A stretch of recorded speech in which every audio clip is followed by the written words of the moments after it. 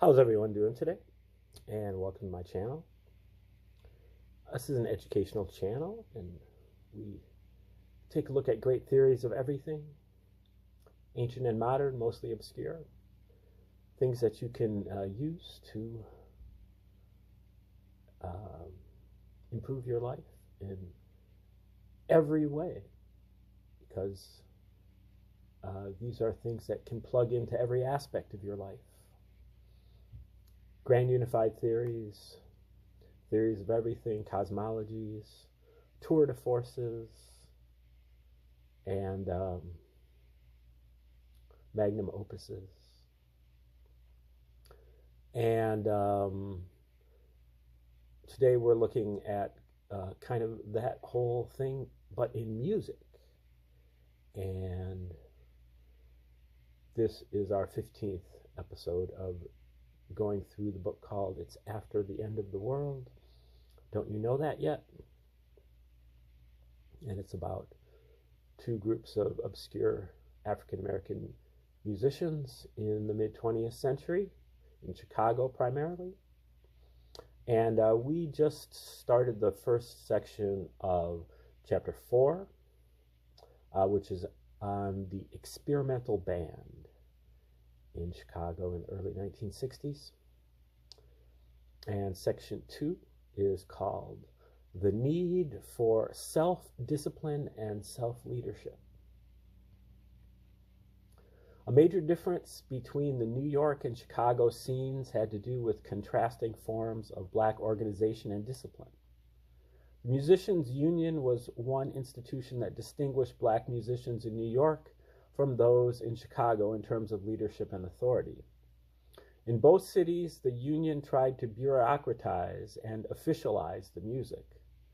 But in Chicago's colored union, Local 208, union organization served a much different function, ironically, because the union was segregated by race.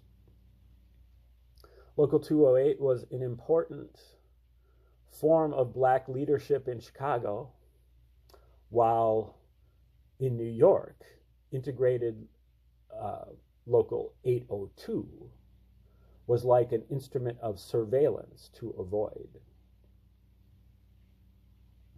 Predictably, the race-respectable class of professional musicians had control of the union in Chicago, and in the 1940s it had become quite powerful on the South Side, with a trust fund, a large headquarters, a membership of almost 1,000 by 1945. Still, the union was of only marginal importance to creative musicians because it suited the needs of the material kingdom more than the higher self. When trying to sell their music into the service of institutional representation or media repetition, a professional musician was aided by the union. But when seeking the higher self, musicians were largely on their own. In the 1940s and 50s, many of the artistic musicians of Chicago were professional musicians too. They joined the union because it was advantageous for getting work in order to make ends meet. Many of the clubs had a union-only hiring policy, often enforced by the bartender, since the bartenders' union had an agreement with the musicians' union leader, who for most of this period, 1940 to 1957, was Harry Gray. Gray's pet musicians, many of whom were members of Red Saunders' band, Saunders, I'm not sure, tended to get the best work, while musicians like Sun Ra were actively opposed. Gray's bias toward the show musician of an earlier generation, as well as his strong-arm tactics, tended to alienate bebop musicians. The union was, for beboppers, only a means of employment, having little to do with their identities as musicians. These artistic identities often were forged in private, in the jam session, or in individual practice. To really understand the creative musician's impulse, we must explore the underside of the Chicago scene to the mostly underground world of non-commercial music. In reality, most black professional musicians lived a little in both worlds. But for those who spent a lot of their time investigating the hidden properties of music, the time had come for a different kind of musicians' union. An exploration into this underground examines the musicians who played music not as much to earn a living as to discover the links between musical creativity and the potential of the higher self. Muhal Richard Abrams' creative union in Chicago filled a void for both younger and older musicians. For young musicians, it was an antidote for a lack of leadership and role models, while for older, established musicians, it supplied an outlet for creativity. So the new union reconnected two separate generations of black musicians. It also introduced a self-discipline that became the foundation behind a group conscientious objection, a defense against jazz and media institutions. Among the group of elder, in their 30s mostly, disenchanted professional bebop musicians, many began to congregate at a South Side restaurant to talk about conditions and brainstorm for possible solutions. A recurrent complaint was that the musicians had no space or opportunity to play their own music, or even to practice it. Even at jam sessions, they had to play standard songs that everyone knew. Eventually, in 1961, established musicians such as Abrams, Jimmy Ellis, Eddie Harris, and Marshall Thompson set up a meeting place for a workshop band where musicians could work out musical ideas together, a band specifically for experimentation. The first meeting of the musicians was advertised around town, but the older musicians were still surprised to see a large group of younger musicians with little professional experience in attendance. Because of the unexpected group, a schism occurred almost immediately, epitomizing the difficulties that black musicians have had in establishing unity. There were disputes over how to run the band and whether to use the group for bebop explorations or to pursue new innovations along the lines of Abrams, Sun Ra, Donald Garrett, and Ornette Coleman. Eventually, Abrams stepped forward and cut through the generation gap by supporting and embracing the mostly younger musicians. Abrams remembered, quote, "We had a couple of rehearsals and then personality conflicts erupted. I didn't get involved, but just watched it transpire." Abrams began recruiting younger musicians because, quote, "there wasn't any reason for the ideas to drop to the ground." Abrams had been experimenting and writing music on a consistent basis, so he understood the music's potential and was not content to waste it over a difference of opinion. Even though the first meeting broke up, Abrams seized the opportunity to recruit other young musicians and the support of elders to the CNC Lounge, where they could put the ideas into practice. This included Abrams's conception of a workshop band. Even though the young musicians, quote, "weren't as adept at their stuff yet, they were willing, and that was enough." In that space, they began to consistently practice together. In the beginning, however, the band was so bad that the owner of the CNC Lounge wanted us to cool rehearsals there. "What I did was start rehearsing the band in my house," said Abrams. In that way, Abrams began to take responsibility for this experimental band. He and a few older musicians worked with the younger musicians in the band as they began to shape its direction. No doubt Abrams was prepared for an opportunity to impart such knowledge. Growing up in the shadow of Washington Park, Abrams learned from Southside authorities like pianist Jimmy Yancey, father of boogie woogie piano, pianist King Fleming, John Dennis, Dwight Mitchell, Ellis Larkins and arranger Will Jackson. He also was a proponent of studying recorded music from older masters such as Art Tatum. Abrams additionally had a long-standing partnership with Donald Raphael Garrett, called the most radical musician on the South Side, who was developing ideas, many influenced by Indian music, ideas that few understood. Abrams remarked that at the time, quote, a lot of cats thought we were crazy. Garrett was a visionary, that's the end of the quote. Garrett was a visionary in that he told Abrams that, quote, one day there wouldn't have to be written compositions. Moreover, Garrett abstracted creativity from technique. He believed that all instruments were fundamentally the same, only with different fingering and or breathing. Quote, it's up to you how deep you want to go with it. If you're scared of losing your technique by changing instruments, you probably haven't gotten it anyway. A lot of people have got stagnant by just having a tenor saxophone hung around their neck for years instead of trying to play, say, the drums. You start out to be creative, but maybe you get caught up in the mill and it squeezes you dry. It might seem that super virtuoso technique goes hand in hand with creativity, and we're supposed to have it, but creativity is the thing.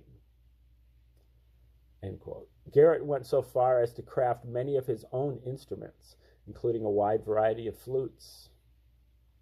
With this background, Abrams had a lot of knowledge to pass on. He believed, quote, what we can and must do has to be done. First of all, at home, people start to ask themselves questions and take stock of things. It is then that people take notice of the errors in a system, end quote. Abrams and others noticed that wisdom was being lost on the South Side and decided to unite to try to save their tradition. Veteran musician Fred Anderson argued, quote, if you're not going to fight for your own culture, no one's going to fight for you. One of the younger musicians, Roscoe Mitchell, maintained, quote, Muhal taught us all a lot about different philosophies of life and how different things tied in together. Both he and Phil Coren, another elder who also played with Sun Ra Orchestra, had a lot of knowledge about life, period. This was the kind of activity that made people say, wait a minute, maybe we might want to control our destinies a little bit more. End of quote. Phil Coren had also been waiting for such an opportunity ever since Sun Ra had departed. Coren recalled, Sun Ra's music was so great. He removed all the borders in my mind. He moved you so powerful and generated such a response in people that I knew I wanted to do that on my own. That's the reason I didn't go with him. Indeed, this new creative union in Chicago served to illuminate the way opened by Sun Ra.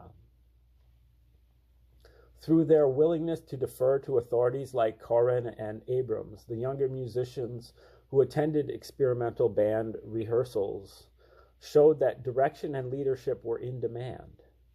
Young saxophonist Joseph Jarman was one of the earliest members, and his enthusiasm was typical of young musicians who were starved for musical authority figures. Jarman learned that through the experimental band, and through Abrams in particular, quote, I had discovered my mentors. Mitchell remembered that, quote, Muhal is a very important figure in a lot of lives of musicians. He just took us all in and rounded us out, bringing out all the things in his head that he knew had to be brought out. Their enthusiasm was not unwarranted, even though the experimental band's historical documentation is slight, having never been recorded or even written about in any depth. The tradition speaks for itself. Of the 13 earliest members, 7 have gone on to international influence among musicians and listeners alike. This even though the band was at first only a work in progress, with more potential than skill. Undaunted by the owner of the CNC Lounge, Abrams began to rehearse the musicians at his house, from morning until night, much to the chagrin of his landlady. During the years from 1961 to 65, Abrams's house became the center for young musicians to learn about becoming Black creative musicians. Visiting pianist Don Pullen recalled, "The summer my friend Lenny and I went to Chicago. I was there only 2 weeks, but I hung around Muhal's house the whole time. It seemed like much longer because we were at his house first thing in the morning and played until the landlady said we had to leave late at night." Pullen added, "Let me tell you about the first time I heard Muhal's big band. I thought everybody in it was crazy. Honest to God, it was the most shocking and surprising thing I'd ever seen. When I first heard it, I thought they were going to start over, but they kept playing. And then I sat there thinking, no, these cats are not kidding." In addition, some musicians congregated at Garrett's house, as saxophonist Henry Threadgill recollects. He had a big coach house, and all day long there'd always be musical activity. Some guys would be reading charts, or there'd be some kind of improvisation, or at least talking about new aspects of music. Eventually, Abrams procured an alternative space at Lincoln Center, a few blocks from his home. Clearly, at first, the band struggled. Even Abrams's landlady fits into the competitive mythology of Bronzeville music, where the residents don't even like you practicing unless you sound good. In Bronzeville, before you could start practicing out loud, you had to practice in secret, internally. Indeed, Abrams recognized that it was not necessary to make a lot of sound. Much of the rehearsal time could be very quiet, devoted to internal practices, breathing, focusing, stretching, for example, helping the musicians to become more confident. Abrams continued a tradition of Chicago musicians who recognized the importance of positive thinking and confidence. While the public schools brass cut back on music education, specific educators were instrumental in laying a foundation that was indispensable in the experimental band for both the elders and the youth. Among them was Walter Diet of DuSable High. As we have seen, Diet was key in passing on esoteric knowledge to his students at the same time that he gave them a more practical grounding. Bassist Richard Davis recollected, quote, "His drills, his methods of teaching were the kinds of things that would stick with the musicians from then on." But he also added, "He was into mind power and mystical things. I developed by learning how to practice the instruments. I would be practicing before I even saw the bass, because my mind would be on it. I would wipe everything out of my mind except the instrument. I also felt as if I were playing, even when I was walking down the street. Sometimes I used to walk in the street in a daze, thinking about the bass and running a scale or chord. I could visualize it on the instrument. It was just a matter of applying the physical to the mental." At DuSable, Diet combined the metaphysical with the pragmatic. Another student added, quote, "Playing the school bands for Captain Diet was about much more than music, though maybe I didn't realize it at the time. Captain Diet was teaching you music, but he was also teaching you ways of dealing with life. He taught you about focus, discipline, punctuality, stick-to-itiveness. He taught you about practice routines, about competitiveness, about being prepared in advance." Several in the experimental band had learned from Diet. His students included Eddie Harris, Malachi Favors, Leroy Jenkins, and Joseph Jarman. Many others got wisdom from him firsthand through any number of public events with which he was involved. The younger musicians in the band emerged out of a nucleus of students at Wilson Junior College. Roscoe Mitchell, Joseph Jarman, Malachi Favors, Henry Threadgill, Jack DeJeanette, and others took classes there in the morning and went over to Abrams's house in the early afternoon for long sessions of studying and instruction. Quote, "He lived on 68th Street, And after classes at Wilson, we would go over to Mulhall's until late at night, and the next day it would start all over again, remembered Mitchell. Abrams's leadership compensated for a lack of promising young musicians on the scene. Since young musicians had become increasingly reliant upon conservatory training and less upon a fading big band musical apprenticeship system. For example, at Wilson, black students were fed a steady diet of Bach, Beethoven, and Mozart, but were not taught anything about African American composers, much less creating their own music. Young musicians at Wilson were united in the fact that they were dissatisfied with the one-sided Eurocentric education that they were receiving. Another uniting factor among Chicago musicians was absent in New York were military bands. The service was a common experience among Chicago musicians before 1945. Despite its overt and covert racism, the military served as a generally positive factor for the musicians because it gave them lots of time to practice in a disciplined way. It was a well-known path for a musician to take if he was interested in getting serious on his instrument. Jimmy Ellis recalled, "It's a good discipline, you know, to learn how to play while you walking over rocks and stuff when you got to play with 50 to 60 musicians. When I grew up, we had a drill team in the neighborhood and we went around marching. The teacher would see a problem kid and say, 'That's the one I want, the worst one.'" For Mitchell, the importance of the military was the fact that, quote, "you could be a professional musician 24 hours a day to think about music and study." Moreover, the Army had a more sophisticated educational program than Wilson.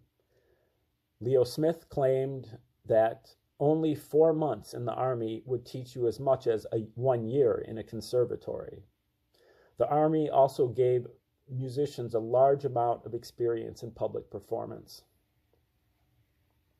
The ultra-competitive nature of Southside music was balanced in the experimental band by Abrams's belief in self-leadership and self-discipline. Abrams engendered a nurturing environment that made members confident and more creative rather than defensive. In New York, many jazz-free musicians moved from the institutional hazards back into a defensive posture.